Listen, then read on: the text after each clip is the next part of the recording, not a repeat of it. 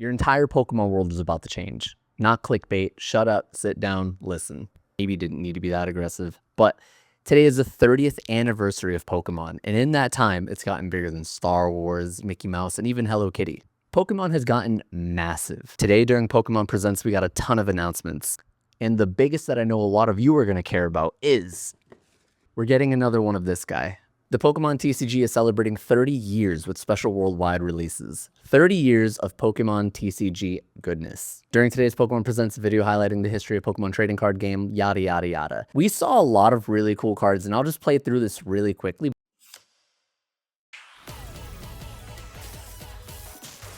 Here we got Thick Pikachu, the old Charizard card, which I know has been reprinted into Oblivion, but it gets interesting because they also then included Aquapolis Lugia? Let that sit in. Let that sink in. Also, I've never seen this card before. If this already exists, I had no idea. And the one that blew my mind was this guy right here. Ready? Tag Team. Dude, we're getting Tag Team in 2026. I don't know what the Mewtwo and Mew is going to be. It does say the future to come, so I'm guessing, you know, there's going to be maybe this new level of art rare or something, right? Like, they keep tweaking all the different rares that they offer, but the 30th anniversary is going to give us a brand new set that is going to be probably damn near impossible to get. Like, this could go one of two ways, right? If Pokemon manages to cool down at all, if it just slows down a little bit, people will be able to get their hands on it. I'm guessing that the Pokemon Company is going to print this set to Oblivion like they did with Prismatic, like they're going to do with Ascended, like they did with the 25th year anniversary of celebrations down there. But if they don't, and if people just continue to eat up anything and everything that is Pokemon related, especially a 30-year anniversary set, it could be bad. This next one is more for the gamers, but overall it will also affect the TCG because we're now getting our 10th generation of Pokemon. No more Paldea, no more Scarlet Violet. This one's going to launch in 2027. This is Pokemon Winds and Waves. They had a really cool trailer. They actually showed off a lot of the map. You can see here that the map is huge. One of the most shocking things is that they actually included this little bit right here, and they introduced the starters. I didn't expect to see starters this soon, but I love it. I mean, I lost my mind when it like first happened. I'm probably already gonna go Pombon.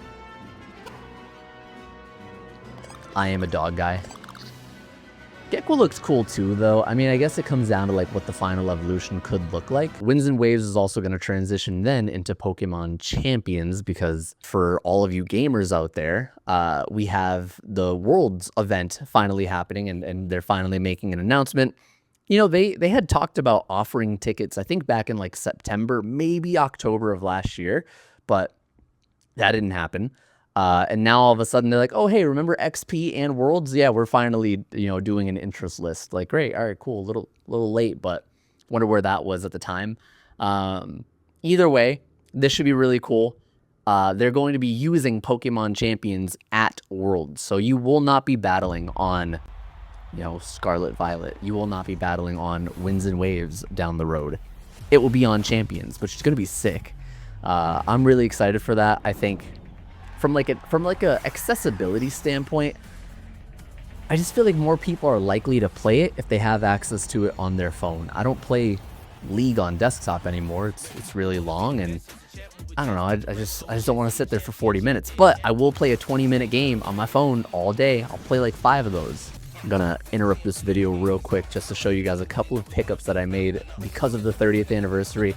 I don't know, man. I was feeling dangerous yesterday, so I ended up picking up Pokemon Emerald, complete in box, with the game, with the dang poster from, you know, 2002, 2003, which was insane to me. Like, just the condition that this whole thing was in. Like, the box isn't perfect, but I can always trade up, right? Pokemon Emerald being my favorite game of all time, I felt like I really had to get that one.